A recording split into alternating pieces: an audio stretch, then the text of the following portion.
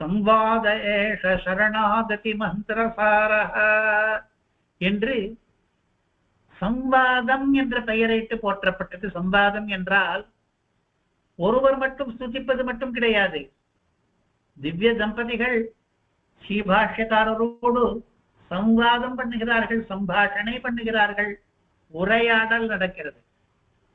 இவர் ஒரு விண்ணப்பம் செய்ய அதற்கு அவர்கள் பதிலளிக்கிறார்கள். அப்படி சம்வாத ரூபமான இந்த கிரந்தமானது நாம் பிரதிதினமும் அனுசந்திக்க வேண்டும் என்று பூர்வர்கள் விதித்திருக்கிறார்கள். திருவாராதன காலத்திலே சரணாகதி கத்தியத்தை சேவிப்பது வழக்கம்.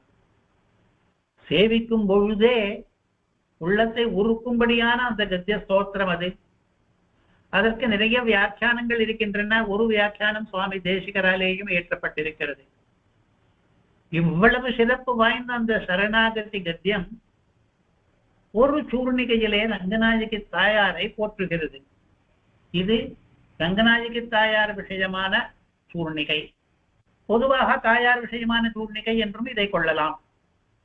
பகவன் நாராயணாபிமதானுரூப ஸ்வரூப ரூப குண விபவைஸ்வர்ய ஷீலாத்யனவதிகாதிசய சங்கேய கல்யாண குணகணாம் பத்மவனாலயாம் பகவதீம் ஸ்ரீயம் தேவீம் நித்யானபாயினீம் நிரவத்யாம் தேவதேவ திவ்யமகிஷீம் அகில ஜகன்மாதரம் அஸ்மன்மாதரம் அசரண்ய சரண்யாம் அனன்ய சரண சரணமகம் பிரபத்யே.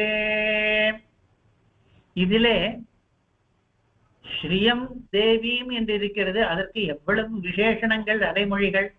அவள் அசரண்ய சரண்யாக இருக்கிறாள், அகில ஜெகன் மாதாவாக இருக்கிறாள், தேவதேவிய திவ்ய மகிழ்ச்சியாக இருக்கிறாள், நிரவத்தியாக இருக்கிறாள், நித்யானபாயினியாக இருக்கிறாள் என்று இவ்வளவு சிறப்புகள் பெற்ற ஸ்ரீயம் தேவீம் சரணம் அகம் பிரபத்யே, நான் சரணமடைகிறேன் என்று.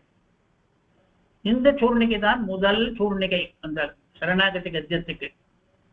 ரங்கநாயகி தாயாரிடம் சரணாகதி பண்ணுவதன் மூலம்தான் அந்த கத்தியமே ஆரம்பிக்கிறது. பெருமாளிடம் பண்ணுகிற சரணாகதி பிற்பாடு. ரங்கநாயகி தாயாரிடம் சரணாகதி பண்ணுகிறாரே முதல் சூர்ணிகையிலே, அதன் பிறகு என்ன பிரார்த்திக்கிறார் என்றால், பகவத் சரணாரவிந்த சரணாகதி யதாவஸ்திதா அவிரதா அஸ்துமே என்று பிரார்த்திக்கிறார். நான் பகவானிடம் சரணாகதி பண்ண போகிறேன். நான் பண்ண போகிற சரணாகதியானது உண்மையாக ஈடேறும்படியாக நல்லதாக இருக்கும்படி நீ அருள் புரிய வேண்டும் என்று பிரார்த்தனை. அந்த பிரார்த்தனைக்கு செவி சாய்த்து ரங்கநாயகி தாயார் அவருக்கு பிரதி வச்சனம் அருளுகிறார், பதில் சொல்லுகிறார். அஸ்துதே தயைவ சர்வம் சம்பத்ஸ்யதே. அஸ்துதே, அப்படியே ஆகட்டும், அதனாலேயே எல்லாம் உனக்கு நிறைவேறப் போகிறது என்று மங்களமான வார்த்தை சொல்லி அனுகிரகிக்கிறாள். இதற்கு பிறகுதான் ரங்கநாதனை சம்போதனம் பண்ணுகிறார் சரணாகதி பண்ணுவதற்காக.